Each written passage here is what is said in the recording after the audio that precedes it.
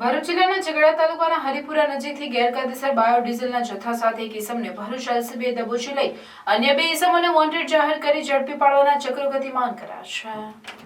મળતી માહિતી મુજબ ઉમરલા પોલીસ મથક વિસ્તારમાં એલસીબી પીઆઈ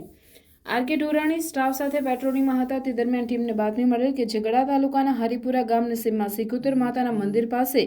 ઉમરલાથી રાજપાડી જતા રોડની બાજુમાં ફ્રેન્ડ્સ બ્રિક્સ રેતીના સ્ટોકના કમ્પાઉન્ડમાં એક ઇસમ ગેરકાયદેસર રીતે બાયોડીઝલનો સંગ્રહ કરી આવતા જતા વાહનોમાં બાયોડીઝલના ઇંધણ તરીકે ભરી આપી વેચાણ કરે છે। જે બાતમીના આધારે એલસીબીની ટીમે બાતમીવાળી જગ્યાએ રેડ કરતા કમ્પાઉન્ડમાંથી શંકાસ્પદ બાયોડીઝલ ભરેલ 9 બેરલ કિંમત ₹70,000 તથા એલ્યુમિનિયમના અલગ અલગ માપના 3 માપિયા તથા મોબાઈલ મળી કુલ 76,000ના મુદ્દામાલ સાથે એક ઇસમ વિરલ ખંડુભાઈ રાઠોડ હાલ રહેવાસી હરિપુરા ફ્રેન્ડ્સ બ્રિકર્સ ઉપર તાલુકો ઝઘડિયા મૂળ રહેવાસી નિશાળ ફળિયું સોનારપાડા સોનગઢ તાલુકો સોનગઢને ઝડપી પાડી તેમજ અશફાકભાઈ જેલર તેમજ અલ્તાફભાઈ માંજરાને વોન્ટેડ જાહેર કરી કાયદેસરની કાર્યવાહી કરી ઉમરલા પોલીસ સ્ટેશન ખાતે ગુનો નોંધી આગળની કાર્યવાહી હાથ ધરી છે।